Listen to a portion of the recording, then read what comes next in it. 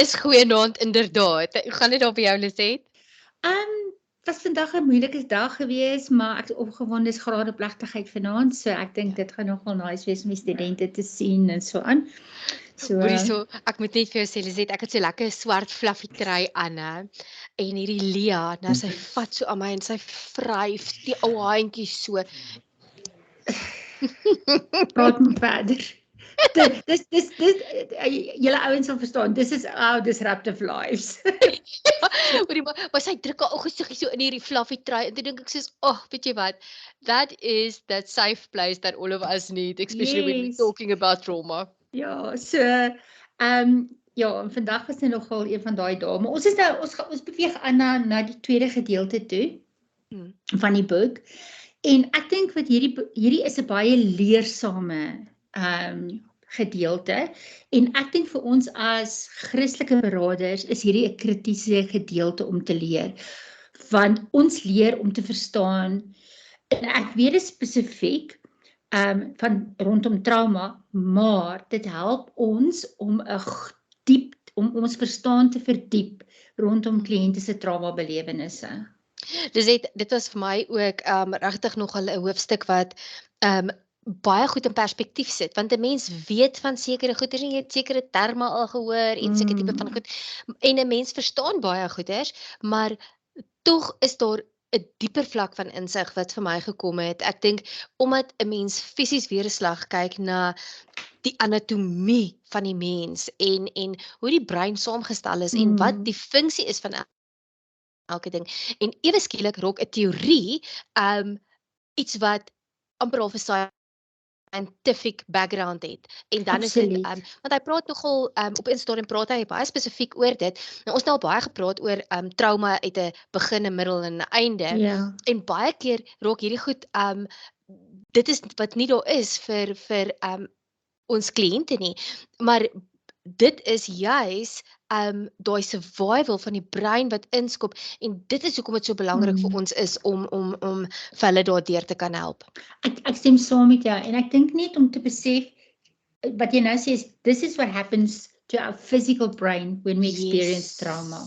Yes. Nou hoofstuk 4 begin with running for your life, the anatomy of survival. En dit was vir my, hierdie hoofstuk was vir my uitdagend in die sin van is baie leerwerk om die brein te leer en daai klas van goedjies. Maar aan die ander kant was dit vir my so fenomenaal om te kan sien veral met die gevalle studies wat die skrywer hierso het. En weer eens dink ek net Karina, hierso is vir my daai quotasie in die boek wat daar sê vir ons prior to the advent of brain there was no color, no sound in the universe. Nor was there any flavor or aroma, and probably little sense and no feeling or emotion. Before brains, the universe was also free from pain and anxiety. Weet jy Lisette, daai quotasie laat my so dink aan 'n ding ons het nou al hoeveel keer gesê en daai aanhaling van Brené Brown, we can't selectively numb. Die mooi, die kleur, die sound, die flavor, the aroma, everything that is good didn't exist, but so did pain and anxiety not exist. En ons kan nie die twee van mekaar skei nie, maar ons moet leer om dit te integreer. Hierdie was vir my, jy's reg, dit gaan oor integrasie, maar toe ek het so 'n bietjie die quote gelees, 'n bietjie gaan sit en dink, ek het nog nooit gedink, hoe belangrik is eintlik die skepping van ons brein nie. Dis so 'n belangrike deel daarvan. So, want dis eintlik met ons brein wat ons in die wêreld kan beweeg. Jy weet, ons liggaam beweeg in die wêreld, maar ons neem alles deur ons brein op en maak sin daarvan. Ja. Nou, hulle verwys hierso, ek het die, as ons miskien net ons boek na die fotootjie kan gaan van die, die storie van Noam se drawing wat hy gemaak het. Hy was 'n ooggetuie oor wat gebeur het. So hy het eerstehandse het hy dit gesien. En dit is regtig waar as ek na die prentjie kyk of na die skets kyk, dan is daar soveel emosie wat binne in hierdie tekening vervat is. Ek wonder oor daai Karina, sien jy daai klomp streepies wat hy daar het? Dit is seker vlamme of iets wat hy daar miskien teken. Dis actually baie interessant, Lizette. Maar sy hele skets eintlik, weet jy, daar is soveel detail in. En jy sal sien selfs dit lyk asof hier in jy's die twee torings en dan is dit lyk dit asof dit baie ligter half gekrap is in die agterkant. En ek dink wat hy probeer insit daar is daai totale chaos. Daar was niks wat 100% perfek was in daai hele omstandigheid nie. En wat vir my ook uitstaan is die wat kinders kan alles waarneem, wat ons dink hulle nie kan waarneem nie, want hier's eintlik baie detail binne in hierdie skets. Ja. En hy het iets gesien wat vir my vrees aanjaag, en dis mense wat uit geboue uitspring. Ja. Ek het dit ook gesien, Lizette. So, en dit maak my sommer hartseer, jy weet, maar dan interessant, sit hy daar iets in en hy noem dit 'n trampolien. Ja. Wat hy soontoe gebring het. En die skrywers gebruik dit om twee kritiese aspekte van die mense aanpassingsreaksie tot 'n bedreiging te demonstreer.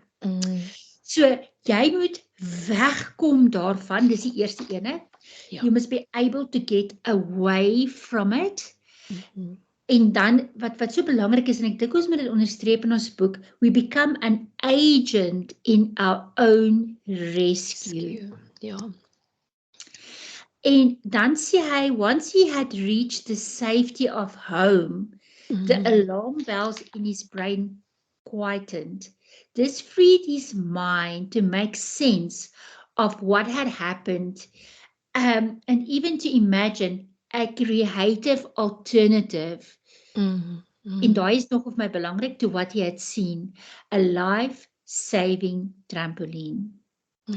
Want is dit in hoofstuk of die proloog, en die proloog vertel die skrywer dat selfs ons verbeelding word deur trauma lam gelê. Dis waar, Lizette. En dan gebruik hy die kontras van hierdie 5-jarige versus mense wat become stuck, who stopped in their growth and can't integrate new experiences into their life. Karina, wat vir my uitgestaan het is, they've stopped growing, so maak nie saak hoe goed hulle lewe is na die traumatiese gebeurtenis nie. Hulle kan dit nie integreer nie. Ja. Weet jy wat Lizette, en dan gaan hy ook aan en hy sê daar, being traumatized means continuing to organize your life as if the trauma was still going on, unchanged, immutable, as every new encounter event is contaminated by the past. After trauma, the world is experienced with a different nervous system. Ek dink ons moet daar NB bysit. En hierdie is so 'n goeie demonstrasie, die tekening wat hy vir ons daar gee. En hy sê, it affects the human organism, the body, the mind, the brain. It affects us on all functioning levels.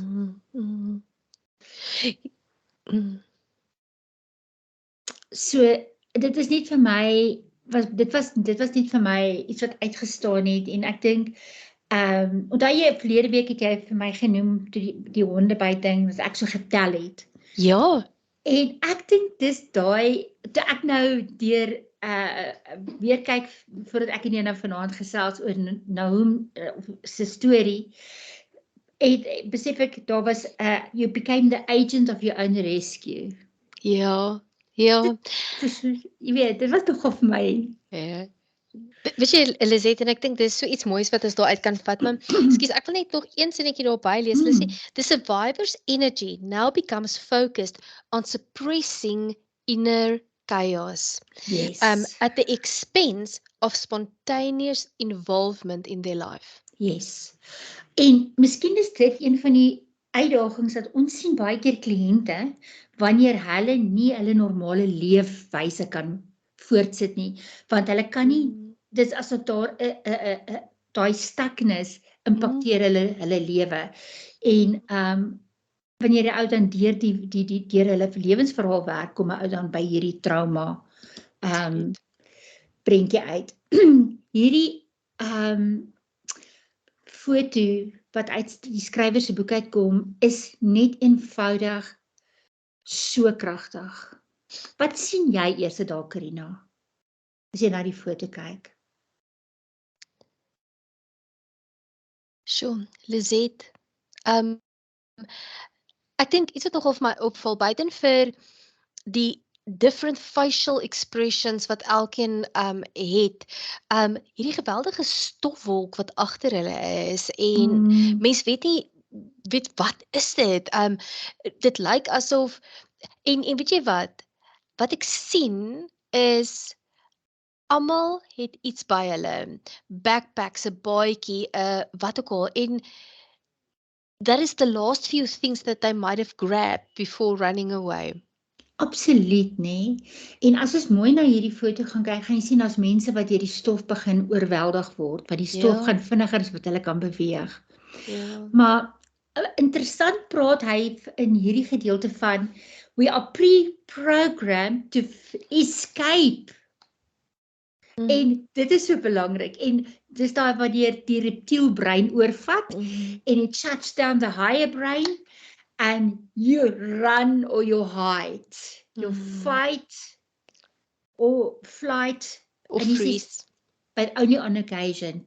Dis interessant want hy dink anderser oor die freeze as wat ons dink, maar hy sal later daaroor gesels.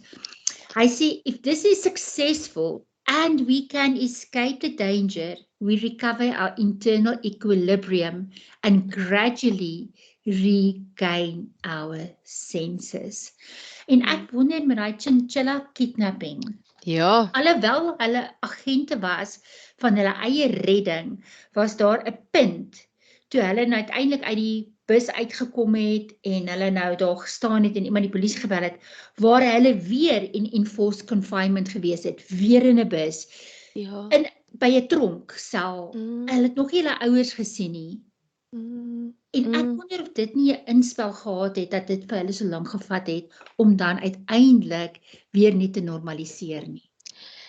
Lisette, heel moontlik, ja, want ek dink nie ons besef altyd hoe belangrik is daai, as ons vat dit wat Noah beleef het, was net so traumaties, en ek meen dit het iets wat die wêreld in chaos gedompel het, en ek dink almal was traumatized daardeur.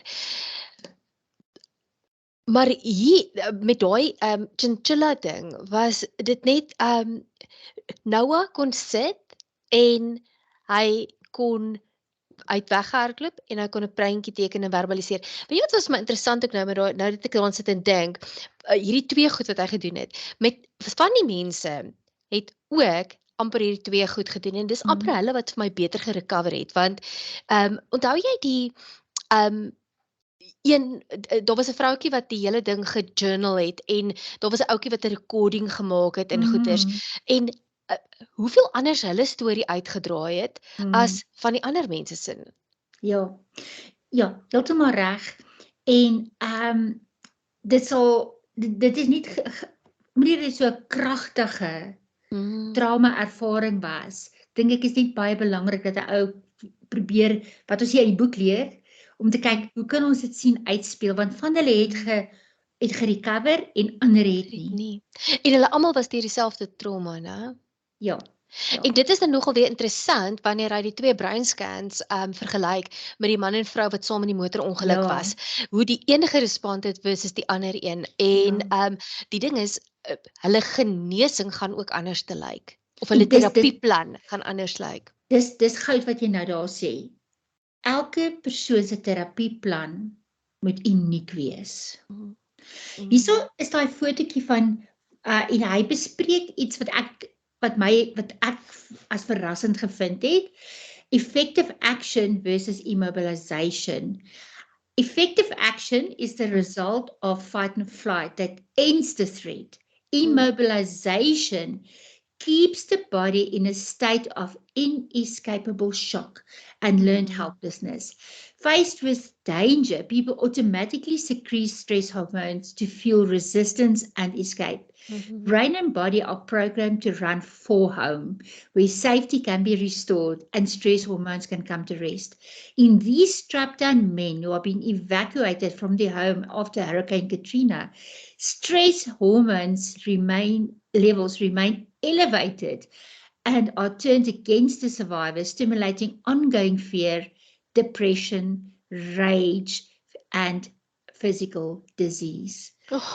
Sjoe, Lisette. So, ek het hier op my nota gemaak in my boek is dat ek gaan vra, kon jy uit die gevaar uit effektief kom of kon jy nie? Was daar iets wat jou geïmmobiliseer het, iets wat jou verhou het om miskien is jou hande vasgebind of jy weet wat ek bedoel. En dat 'n ou daai konsep met die kliënt dan deurwerk, absoluut. Ons kom nou by die biologie van die brein, for lack of a better description. Nou ek gaan nie alles, daar's te veel inligting om, ek bedoel, dan gaan ek die boek basies op 'n PowerPoint sit en dit is nie die doel van wat ons moet lees nie. Maar ek en jy het vroeër vandag gepraat en ietsie wat ons gesê het, wat jy ook gesê het, wat so belangrik is wat is die belangrikste werk van ons brein? En weet jy wat hulle sê, dis daai wat to ensure our survival. We are wired for surviving. En al is die omstandighede negatief, of hy sê miserable in sy boek, en dat die ander goed is eintlik onderliggend aan die brein se primêre funksie is om ons te laat oorleef. En dan gee vir ons 5 interessante goed. Die eerste een is dat wat ons liggaam fisies nodig het. En daar's 3 wat baie belangrik is. In die eerste punt, dit is food, rest, protection. En dan is dit sex en shelter. En dis interessant toe as ons 'n bietjie gaan kyk, as ons gaan kyk wat die Here vir Adam en Eva gesê het toe hulle uit die paradys uit gegaan het, het hy hulle beloof dat hulle gaan kos hê, hulle moet rus, daar gaan onder sy beskerming wees. En selfs met Kain het hy daai beskerming voorgegee, nie? Dis amazing, Lisette. Powerful. En dan sê hy interessant, we create a map of the world to point us where to go to satisfy those needs. En dis nou wat Lia gedoen het met die truitjie, nê? Nee, dis nou daai. Sy was so cute. Nou sit sy die ou armpie so om my nek en sy druk my. Ek is soos, ag Lila, jy's so lief. En dan it needs to generate energy. Nee, en dan it warns us of dangers and adjust our actions. En ek dink daai punt 5 is my cool. Lisette, ek wil net so 'n bietjie terug gaan na punt 4 toe, want daar's 'n belangrik, want hy sê warn us of dangers and opportunities along the way.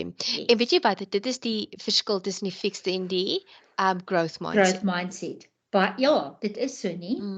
En dan net psychological problems occur where our internal signals don't work, when our maps don't lead us where we need to go. When we get paralyzed to move, when our actions don't correspond to our needs. And I think that's very important. When our actions do not correspond to our needs, or when our relationships break down. Dis sê daar's een ander belangrike sinnetjie. Of dit is was net vir my so cool geweest, want toe besef ek soos weet jy wat, ons het albei op hierdie oomblik, want daar staan, and since we human beings are mammals, Mm. creatures that can only survive and thrive in groups. En ek is soos, hoe cool is dit, dat ons op ons recover journey saam is, en dit is eintlik waarna ons beweeg, is actually getting back to a place where we can thrive in community is ongelooflik belangrik binne daai plek. En ek wil sommer net op dit aanhaak, en dit is my so fantasties om te sien hoe van ons community reageer op die video's en vir ons goedjies bysit en encouragement gee. En ek besef net weer eens, dit is cool. Ja. Dit laat En so leer ons van Absoluut, mekaar, en ja. ons vind dalk iets uit oor onsself wat ons dalk nie geweet het. Ons ook eintlik mee struggle nie. Nou begin ek praat oor ons cognitive brain en dan die rational brain en so aan dit. So dis nou, ek wil, daar's baie waarheid en waarde in dit, maar ek wil net na die laaste punt van die 4de paaltjie toe gaan, want ek dink dit is wat ons moet leer uit hierdie boek uit. The brain is built from the bottom up. It develops level by level within every child in the womb, just as it did in the course of evolution. The most primitive part of the brain is already online when they are born. It is located on the brain, en hulle praat maar van die reptilian brain, nie. En dan praat hulle oor wat is die primêre funksies wat ons nodig het, en dan die volgende deel van die brein is die limbic system. Dis nou die volgende gedeelte van die brein. Weet jy wat Lisette, en daai wat hulle, wat hy gesê het, wat dit actually net vir my so amazing gemaak het, is dat hierdie reptilian brain en die limbic system saam is wat verwys word na as ons emotional brain. Yes. En ek het vir ons so 'n prentjie daar gekry wat hulle praat van the bottom-up approach to trauma, wat ons net so 'n bietjie kan invat, en wat hy nou sê dat reptilian brain survival and reproduction, and the mammalian brain emotions and memories, and then the neocortex logical thought. Ek dink ons moet hierdie slide of hierdie prentjies daar van ons kop behou, soos wat ons hier deurwerk. Weet jy wat, ek dink ons moet hom eintlik sommer uitprint, Lisette. Ek dink ons moet hom sommer dalk deel in ons groep, en dat ons almal dit uitprint en actually sommer in ons boek plak, soos wat ons aanbeweeg. Die volgende, ek het vir ons nog 'n prentjie ingesit, wat nou nie in die boek is nie, oor dat ons net kan sien waar is wat in die brein, want hy praat van al hierdie hier is die konstruksie van die brein, en ek dink is net, ons het nie almal noodwendig biologie gehad en verstaan dit nie, so ek dink nie, dit is net belangrik, en hy praat nou van die verskillende stelsels. Ek wil net ietsie noem, Karina, hierso wat vir my baie belangrik is. The limbic system is shaped in response to experience. Maar kyk nou belangrik sê hulle, in partnership with the infant's genetic makeup and inborn temperament. So, ons is nie genetics, ons is nie the result of bad genes nie. Or the result of a certain type of temperament nie. There is also, our limbic system is shaped in response to experience. Wat ervaar babas wanneer hulle in 'n onveilige omgewing gebore is? Wat gebeur vir hulle, of wanneer hulle by ouers is wat toksies is, miskien rondom dit? Ek dink nie, dit is ietsie wat ons nogal belangrik is vir ons om te verstaan, dat ons hele brein word ook gevorm deur dit wat ons ervaar. Daar's nie net jy is so gebore nie. Daar's ook en so gelaat staan nie. Ja, daar's ook 'n ervarings wat 'n rol speel rondom dit. En hy sê daar, as infants and toddlers we learn about the world moving, grabbing and crawling, and by discovering what happens when we cry, smile or protest. En ek dink dis hier wat dit mense moet dalk vir ons kinders leer, dis okay om te huil. Ja. Dis okay om nee te sê as jy nie wil slijmerige kos eet nie. En jy gaan nie pak slaag kry daaroor nie. En jy mag in die plastiek laai speel. Dis okay. Dankie Tannie Lisette. Nee. Okay. Nee, ag Lisette, weet jy wat, sy's net so cutie, né? Nou ek het in my kas het ek seker hakkies en dan hang al my krale en goeders daarop, né? Nou ek het nou vir haar een gegee waarmee sy kan speel en dis nou hare. En mamma het dit teruggebring op 'n stadium en ek het dit uitgehaal en hoorie so die hele naweek loop sy met daai stel krale rond. Maar nou kom sy daar in my kamer en sy sien nie ek sien vir haar nie. Staan sy so by my deur. Maak sy my deur so oop, vat sy so aan die krale. Ek is ja, hulle dink ek sê, weet jy wat? Ek het soveel flashbacks van toe ek 'n dogtertjie was en Tannie Louise en sy het hierdie skoenekas gehad en dit was my favourite speelplek en sy het ons toegelaat om met ons skoene te speel en dan dink ek soos weet jy wat ek sien eintlik myself toe ek so klein was en die impak wat dit gehad het op 'n kind.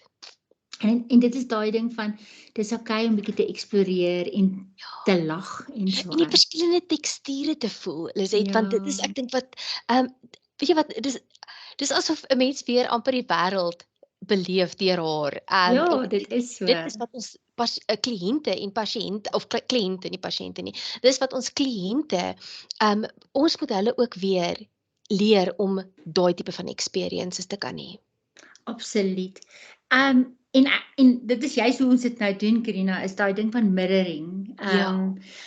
Ek het 'n notaatjie gemaak en ek het 'n bietjie addisionele leesstof gaan doen oor mirror neurons en daai klas van goed. So ek dink dit is belangrik dat ons net moet sê en dat ek love hierdie explanation wat die een ou gesê het. One writer compared mirror neurons to natural Wi-Fi. We pick up somebody else's movement, soos Liakie wat loop soos jou ma, nê. Presies daai selfde stappie. But also emotional states and intentions. En ek hierdie is my sleutel want dit laat my terugdink aan Tom se storie. Want toe Tom sien, hy luister vir hom. Hy stel belang in sy storie. Maak dit oop en vertel verder. Ja. Né? Ja. So die ding is, weet jy wat, Lisette, en dit is eintlik sonder dat mense dit weet, tel hulle op wat jy regtig oor hulle dink en ervaar. En dit is baie moeilik. Jy kan die beste gesiggie voorhou, maar as dit nie is hoe jy voel oor daai persoon regtig nie, somehow it does leak into the conversations. Absoluut. En ek dink so aan met hierdie hoofstuk wat ons of hierdie gedeelte wat ons nou mee besig is, ons moet so 'n sensory worksheet vir die trauma vaksiesie. En ek besef nou eers hoe belangrik is daai sensory debriefing, want through our eyes, nose, ears and skin, all sensory information is actually picked up and it goes through the thalamus and into our limbic system. En dan is daar vir ons persepsies, en ek hou van sy woord, 'n autobiographical soup. Yes. Wat hy daarvan praat. En dan sê hy dit is belangrik, the sensations are then based on two directions, down to the amygdala or up to the frontal lobes, where they reach our conscious awareness. En ek dink dit is ietsie wat ons bietjie moet van kennis neem, want ons dink ons is aware, maar dan is dit nie, want baie keer it doesn't reach our consciousness. Ja. Okay. Is so baie inligting hier dat ek het nou nie dit alles opgesom nie, maar the emotional brain has first dibs on interpreting incoming information. And again, it's sensory information. En dit was net vir my baie belangrik om net weer dit te bevestig. Ek het sommer dit hier uitgesit want ek dink dit vat so dit is kritiek want hy sê people lose control over automatic emergency responses like a prolonged startle or aggressive outbursts. Guys, Controlling the stress response, the watchtower. Ek hou van die skrywer se analogie. Absoluut, Lisette. Ek dink dit sit dit nogal vir ons mooi in perspektief. Ja, hy vertel vir ons wat gebeur in die watchtower. It's the smoke you smell, the sign that your house is on fire, etc. But dan sê iets belangrik. The amygdala doesn't make judgments. It gets you ready to fight back or escape. Before the frontal lobes can make an assessment. Okay. En ek dink dit is wat daar vir my net weer uitgestaan het en dan as long as you're not too upset, your frontal lobes can restore your balance by helping you realize that you are responding to a false alarm and abort a stress response. Maar dan sê hy when the system breaks down en julle hierdie was vir my so belangrik. We become like conditioned animals. The moment we detect danger, we automatically go into fight or flight mode. Ek weet nie as daar ietsie anderster is wat jy daar raak gesien het, daar Karina, wat jy raak nie wil. Ek het nou nie alles som nie, want is nee, Lisette, weet jy wat, ek dink hulle moet vir ons bietjie sê wat vir hulle uitgestaan het, en wat die ding is, weet jy wat, is nogal 'n intimiderende hoofstuk, ek moet eerlik wees, ek meen, ek het nie hierdie, fisiologie en al hierdie goeters gehad nie, ek het miskien biologie gehad op skool, maar, ja, weet jy wat, dit voel partykeer of dit so bietjie all over is, en ek dink, dit is wat dit so goed maak as 'n mens 'n prentjie kan hê en net kyk waar die verskillende funksies is en presies sien, okay, maar weet jy wat, hier is die watchtower en daar's daai een en wat is elkeen se funksie, want ek dink hierdie is die basiese goed wat ons gaan help om ook ons kliënte te kan bystaan op 'n prakties. Ek stem saam. Ek dink dat die heel laaste paragraaf van hierdie spesifieke gedeelte is vir my baie belangrik, want hy sê, knowing the difference between top-down and bottom-up regulation is central for understanding and treating traumatic stress. Okay. So ek dink dit is belangrik dat ons, want dit soos jy sê, elke kliënt is dan individueel. Okay. Nou kom hy by the rider and the horse. Daar was, weet jy, ek hierdie opskrif sien, daar so 'n liedjie van Lorika, wat sy sing ook van the Four Horsemen. Dit is my so aan hierdie liedjie van haar laat dink. En hy sê so, for now I want to emphasize that emotion is not opposed to reason. Kan ons sê, NB. Oh, because our emotions gives us value to the experiences and thus are the foundation of reason. Wow, ons moet nie onemosioneel wees nie. En dan hy gaan dan aan oor ons emosionele brein en ek hou nie bietjie ons tyd dop want ek sien ons is al redelik lank besig. So maar hierdie is 'n groot hoofstuk. En hy praat nie dat daar kom op 'n stadium so hierso teen die einde reg when our emotional and rational brains are then in conflict. Like when you are cross with someone you love or frightened by someone you depend on en so aan. Hy noem dit tug of war ensues between those experiences. Maar dan sê hy in hoofstuk 6 gaan mense bietjie hierna kyk.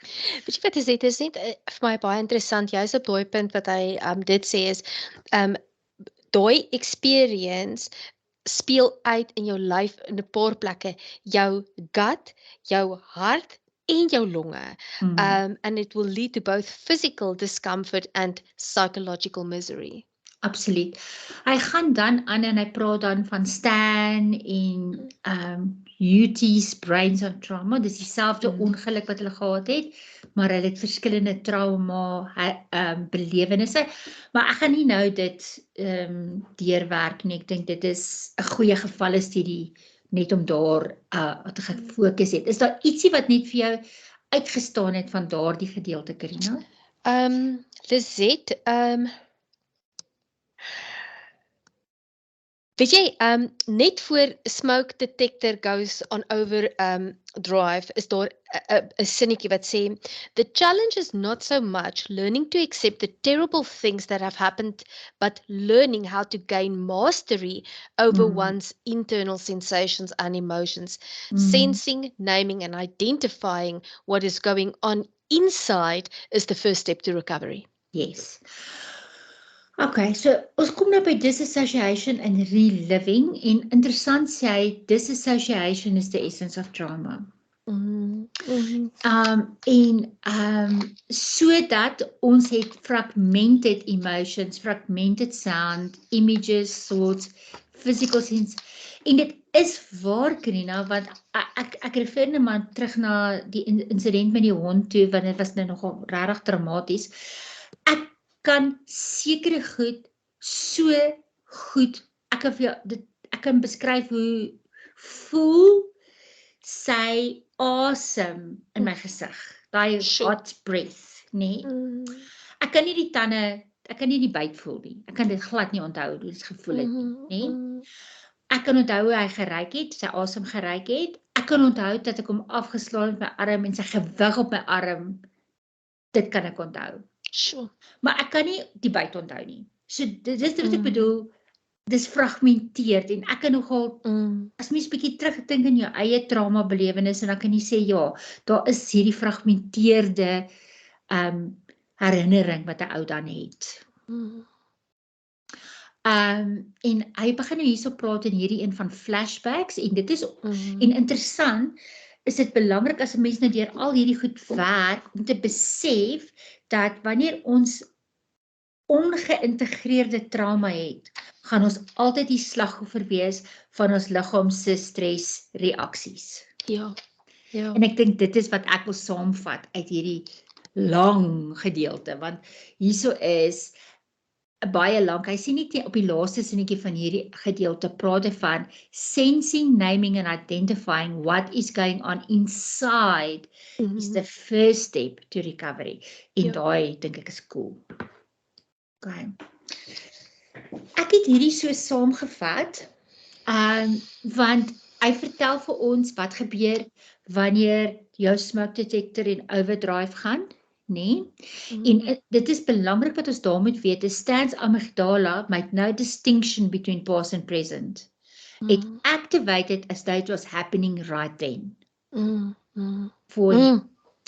En dit is wat so belangrik was. Maar dieselfde was ook waar vir Jute.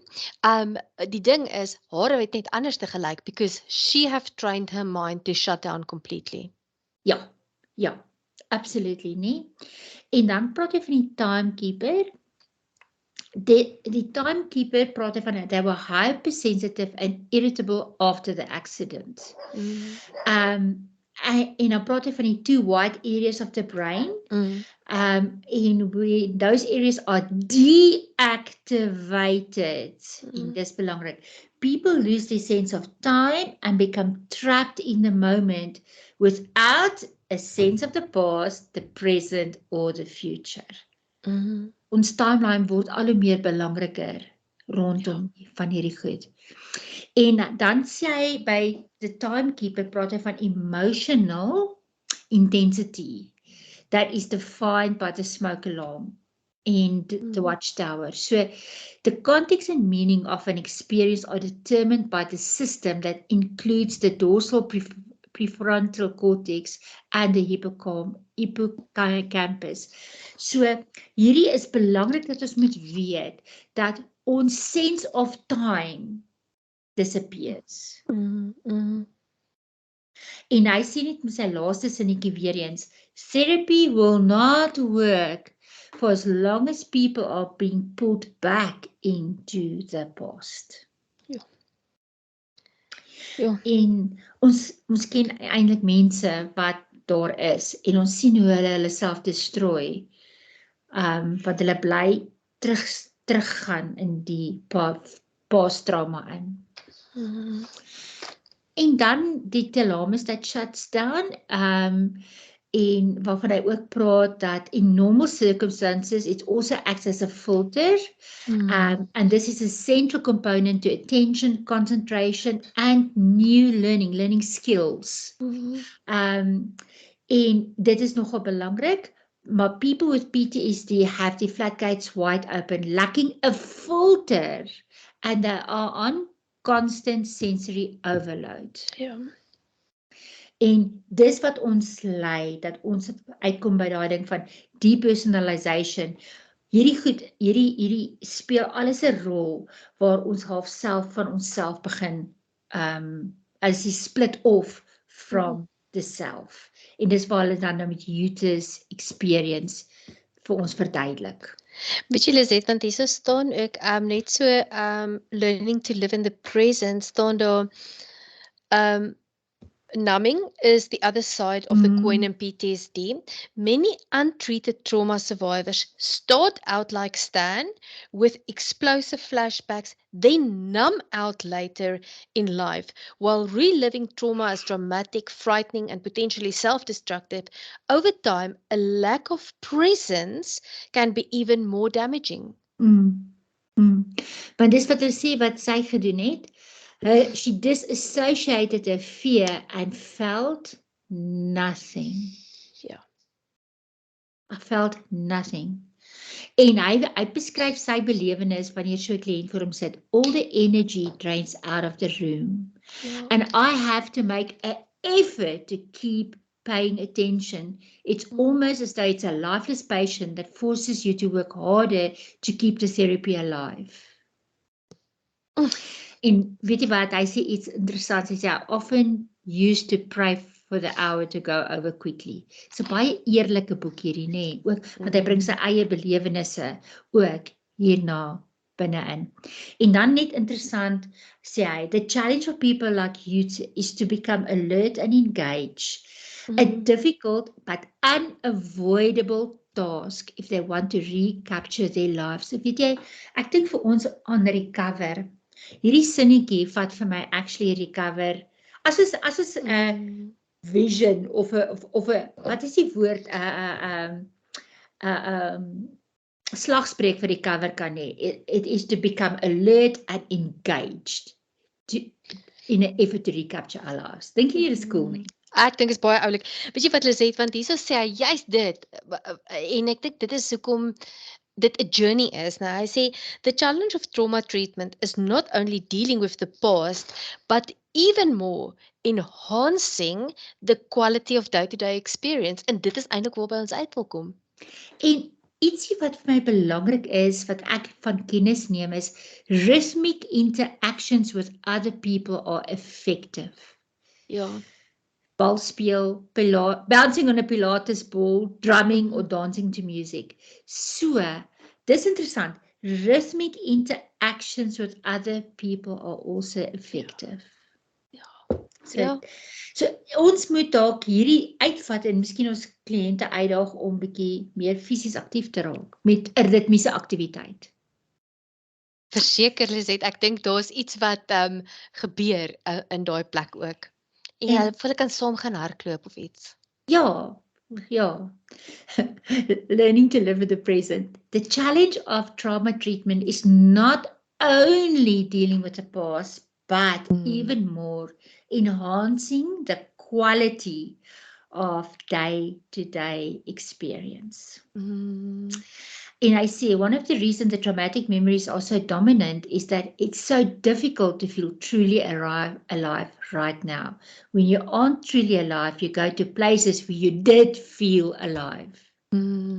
Even if those places are filled with horror and misery.